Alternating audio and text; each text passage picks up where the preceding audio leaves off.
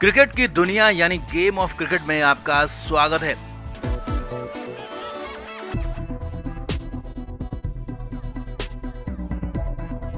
Cricket जगत के लिए बहुत बड़ी खबर है, या कहें कि आज की सबसे बड़ी खबर है। ऑस्ट्रेलिया के हेड कोच जस्टिन लैंगर ने अपने पद से इस्तीफा दे दिया है। अब कोच के पद पर तो लोग आते जाते रहते हैं, लेकिन लैंगर का इस्तीफा इसलिए बड़ा है क्योंकि इसकी वजह टीम इंडिया है, भारतीय टीम है। जी हाँ, बवाल ऑस्ट्रेलिया में हुआ है और वजह भारत की टीम अजिंक्य रहाणे और विराट कोहली बन गए, और उस पर भी इंग्लैंड ने मौके पर बड़ा चौका मार दिया। तो क्या है पूरा अपडेट, क्यों भारत की वजह से लैंगर को देना पड़ा इस्तीफा, आपको सब कुछ बताते हैं। आप इस वीडियो को शेयर करें और कमेंट करके अपनी राय जरूर दें।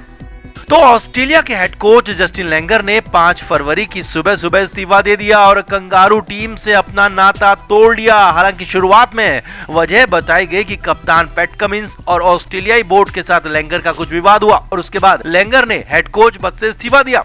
लेकिन कुछ ही देर बाद सच्चाई सामने आ गया कि असली मामला क्या है और क्यों भारतीय टीम की वजह से लैंगर को इस्तीफा देना पड़ा। असल में जस्टिन लैंगर का कोच के तौर पर कार्यकाल बेहद सफल रहा है। लगातार 2 बार एशेज सीरीज में कंगारू टीम जीती और इस बार तो 4-0 से अंग्रेजों का सुपड़ा साफ कर दिया। यही नहीं, इससे ठीक पहले T20 वर्ल्ड कप में भी ऑस्ट्रेलिया को पहली बार विश्व विजेता बनाया, वर्ल्ड कप अपने नाम किया। इसके अलावा भी कई सारी सीरीज में जीत दर्ज की।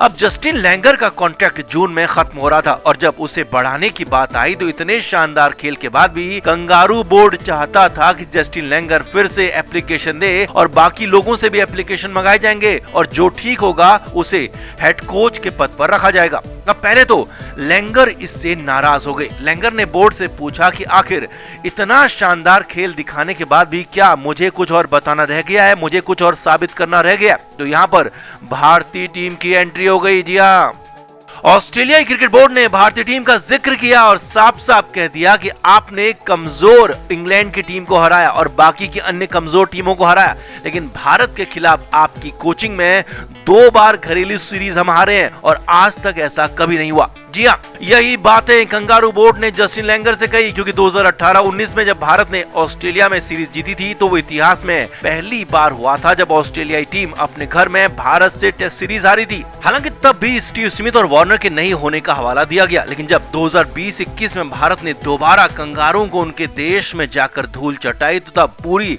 सितारों से सजी कंगारों की टीम थी, और भारत के साथ इन्हीं 2 सीरीज में हुई हार पर लैंगर से सवाल पूछ लिए गए। लैंगर से पूछ लिया गया कि आप इन 2 सीरीज की हार का जवाब दो, आपसे दोबारा सवाल नहीं पूछा जाएगा। बस फिर क्या था? खबर है कि जस्टिन लैंगर और क्रिकेट ऑस्ट्रेलिया अधिकारियों के बीच भारत को लेकर, भारतीय टीम को लेकर, टीम इंडिया की जीत को लेकर खासी बहसबाजी हुई, और उन 2 सीरीजों में कप्तानी करने वाले विराट कोहली और अजिंक्य रहाणे के कारण सुबह सुबह जस्टिन लैंगर को ऑस्ट्रेलिया के हेड कोच के पद से इस्तीफा देना पड़ा। अब हालात ये है कि लैंगर को पद छोड़े हुए कुछ घंटे भी नहीं हुए थे कि लैंगर को इंग्लैंड ने लपक लिया। जी हाँ, जस्टिन लैंगर अब इंग्लैंड के हेड कोच बनने जा रहे हैं। एशेज में हार के बाद इंग्लैंड ने अपने कोच क्रिस सिल्वरवुड को बर्खास्त कर दिया है, और इंग्लैंड बोर्ड ने सुबह सुबह जस्टिन लैंगर से संपर्क कर लिया और लैंगर ने भी तुरंत हामी भर दी और जल्दी जस्टिन लैंगर इंग्लैंड के हेड कोच के रूप में काम करते हुए नजर आएंगे।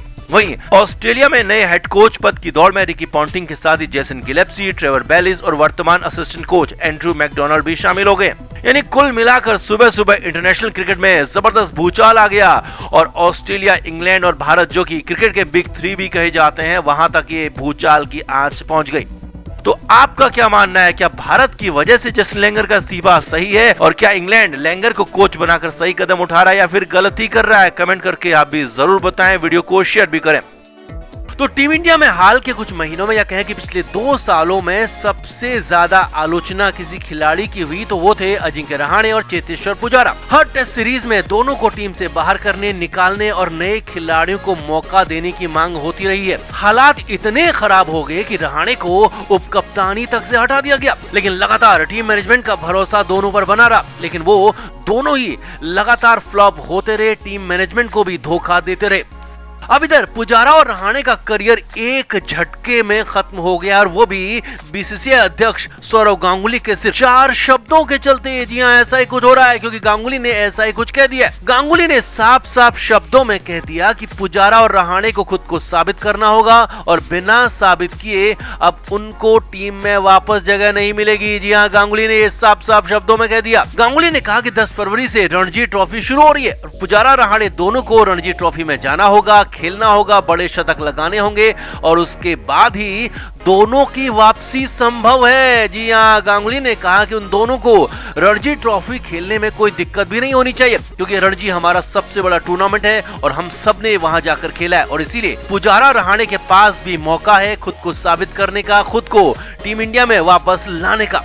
अब यहाँ पर गांगुली ने वापसी शब्द का इस्तेमाल किया और साफ साफ कहा कि पुजारा रहाणे को वापसी के लिए अच्छा खेल दिखाना होगा। मतलब साफ है कि दोनों को टीम से बाहर कर दिया गया है और अब उन्हें टीम में वापस आना होगा, यानी कि उनकी जगह अब टीम में नहीं है। उनको अगर अच्छा खेल खेल पाए तो तब वापसी हो पाएगी और फिर से टीम में जगह बनाने के लिए हर हाल में बड़े शतक लगाने होंगे।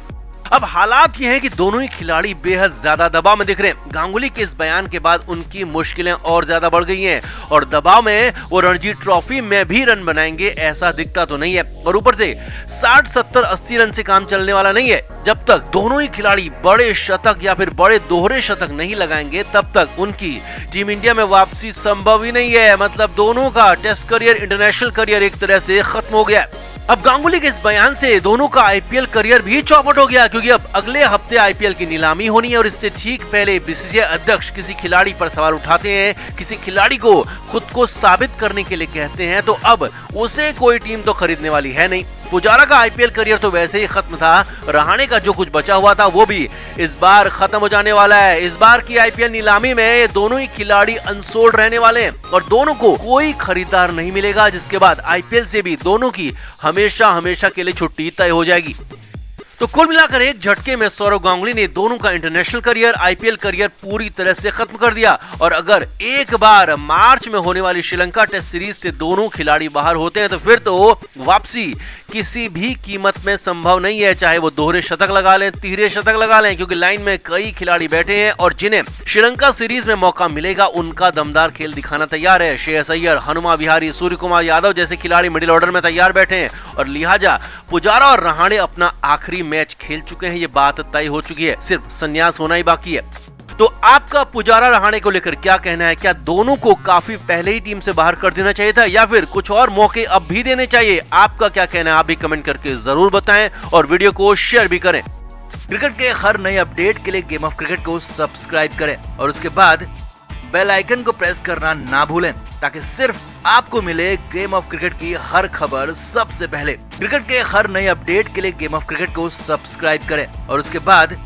बेल आइकन को प्रेस करना ना भूलें ताकि सिर्फ आपको मिले गेम ऑफ क्रिकेट की हर खबर सबसे पहले।